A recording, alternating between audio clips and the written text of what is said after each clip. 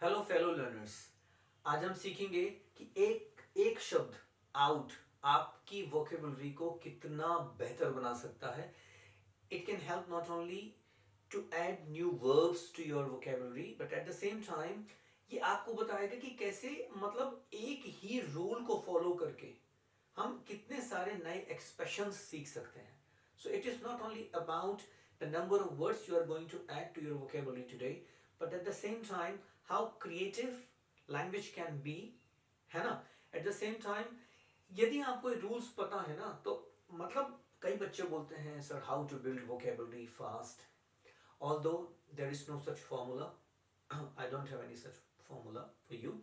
लेकिन कभी कभी कुछ चीजें ऐसी होती हैं जो आपको मदद करती हैं, ये इसमें से एक है। देखिए, आउट आउट का मतलब क्या होता है इन वाक्यों में कि किसी से बेहतर होना, किसी से ज्यादा होना। To be greater, to be better, है ना, to be brighter, to be lighter, है ना, टू बी हैवियर, ये होता है आउट लगाने से। ठीक है, अब देखिए आउट टू किसी से बेहतर करना, आउट शाइन, है ना, किसी की तुलना में ज्यादा चमकना। इसका मतलब ये होता है कि his performance outshone those of the others. तो आउट शोन यानी किसी से बेहतर होना। Outnumber, to be greater in number, संख्या ज्यादा होना। आउटलिव, किसी की तुलना में ज्यादा लंबा जीना। आउटवे, किसी से ज्यादा वजन में ज्यादा होना। आउटरन, किसी से ज्यादा तेज दौड़ना। ठीक है, और ऐसे बहुत सारे हैं। ठीक है ना, ये तो मैंने कुछ बता दिया आपको। क्या हुआ जब मैं जिस समय अपनी अंग्रेजी सीख रहा था उस समय अचानक एक दिन मेरे को लगा कि मेरे जो उस्ताद थे उस प्रोफेसर चौबे, वो हमेशा बोलते थे कि कोई एक वर्ड ले लिया करो, है ना, और उसकी जितने फॉर्मेशंस हैं, है ना, ऑल दी फैमिली वर्ड्स, है ना, उनको समझा करो, उनको याद किया करो। वो ये कहते थे कि ये नहीं कि बस तुमने एक शब्द पकड़ लिया और उसका अर्थ जान लिया, नहीं, ऐसा नहीं। आपको क्या करना है, उसके सारे के सारे जो परिवार के सदस्य हैं, उसके भाई बहन, सर हमेशा यही कहते थे, you must know its brothers and sisters and the whole family. तो मैंने एक दिन आउट उठाया एंड आई वाज सरप्राइज्ड कि दर्जनों वर्ब्स ऐसी थी जो केवल आउट लगाने से बन रही थी, और उनका उनका यूजेज कमाल था। मतलब आप यहां देखोगे तो आपको पता चलेगा, है ना। माई ग्रैंड माँ आउट लिव्ड माई ग्रैंडपा, है ना, इसका मतलब है कि मेरी जो नानी थी, दादी थी, वो ज्यादा समय तक जी, और जो दादाजी थे वो जल्दी गुजर गए थे। अब चूंकि हमको आउट लिव्ड नहीं पता तो हम अंग्रेजी कैसे बोलेंगे? माई ग्रैंडपा डाइड फर्स्ट, माई ग्रैंडमा डाइड लेटर, है ना। ये जो ट्रांसलेशन वाली समस्या होती है ना, इसके बारे में मैं बहुत बात कर चुका हूं। वो इसीलिए शुरू होती है क्योंकि हमें शब्द नहीं पता होते। अब चलिए इस वाक्य को समझते हैं, ठीक है ना।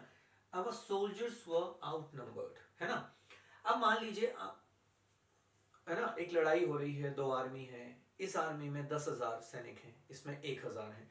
तो ये जो ये लोग हैं, ये क्या बोलेंगे कि our soldiers were out numbered.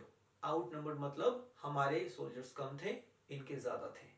ठीक है ना। लेकिन यदि आपको नहीं मालूम ये शब्द तो आप क्या बोलोगे?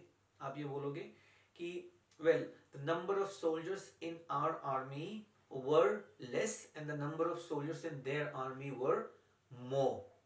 ठीक है ना। कितनी लंबी इंग्लिश है आप सोचो, है ना। क्यों? क्योंकि आपको आउट नंबर नहीं पता, तो ऐसी बोझिल सी लंबी सी अंग्रेजी आप बोलते हो, है ना। अब इसको देखो, clause outweigh the cons in this deal, है ना। जो फायदे हैं वो नुकसान, है ना, से ज्यादा हैं। तो आउटवे यानी वजन ज्यादा होना। कितना प्यारा वाक्य है ना। The pros outweigh the cons in this deal, है ना। I leave you here to enjoy the beauty of this expression, है ना। और देखिए आउट से कितनी वैरायटी आती है आपके आपकी वोकेबलरी में। तो डिक्शनरी खोलिए, इन शब्दों को एक बार फिर से याद करिए, अंडरलाइन करके करिए। इसलिए मैं कहता हूं हर बार गूगल में जाके आउटवे का मतलब मत ढूंढिए। You must buy a dictionary, Oxford advanced learners dictionary, okay, OALD। इसको आप खरीदिए, अपने पास रखिए।